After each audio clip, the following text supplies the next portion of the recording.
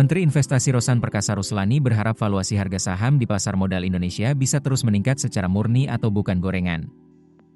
Pernyataan itu Rosan sampaikan dalam konferensi pers usai dialog pelaku pasar modal di Main Hall Bursa Efek Indonesia, Jakarta, Minggu, 1 Februari 2026. Isu yang mengguncang pasar modal Indonesia beberapa hari terakhir menjadi perhatian utama pemerintah. Menurutnya, pemerintah ingin semua pihak betul-betul menjaga pasar modal Indonesia agar tidak hanya menjadi tempat transaksi yang besar namun juga berkualitas, transparan, dan bisa dipercaya dengan akuntabilitas tinggi. Dengan demikian, semua pembentukan harga di pasar modal adalah murni terbentuk dari demand dan supply yang masuk ke pasar modal.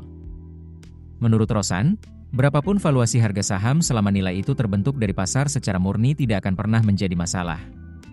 Sebab, ketika harga saham dibentuk pasar, likuiditas tidak akan menjadi persoalan atau isu dalam waktu ke depan.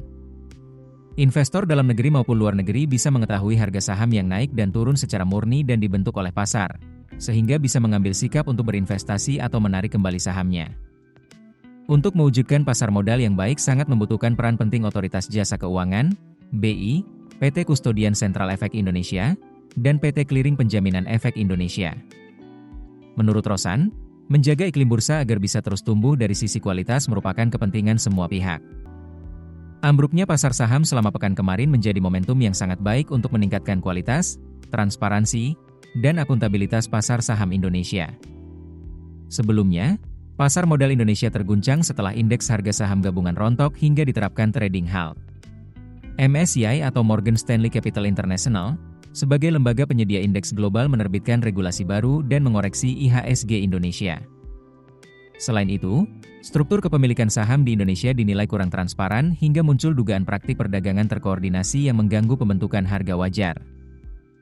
Temuan itu menjadi dasar peringatan MSCI.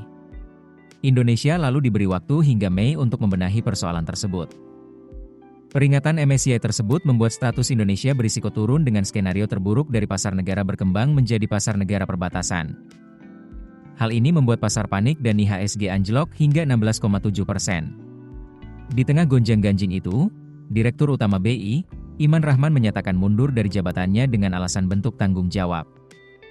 Selang beberapa waktu kemudian, Ketua Dewan Komisioner OJK Mahendra Siregar, Wakil Ketua Dewan Komisioner OJK Mirza Aditya Suara, Kepala Eksekutif Pengawas Pasar Modal, Keuangan Derivatif, dan Bursa Karbon Inarno Jayadi, serta Deputi Komisioner Pengawas Emiten, Transaksi Efek, Pemeriksaan Khusus, Keuangan Derivatif, dan Bursa Karbon IB Aditya Jayantara juga mengundurkan diri.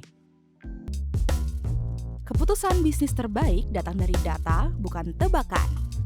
Mudah berlangganan Business Insight dengan subscribe with Google.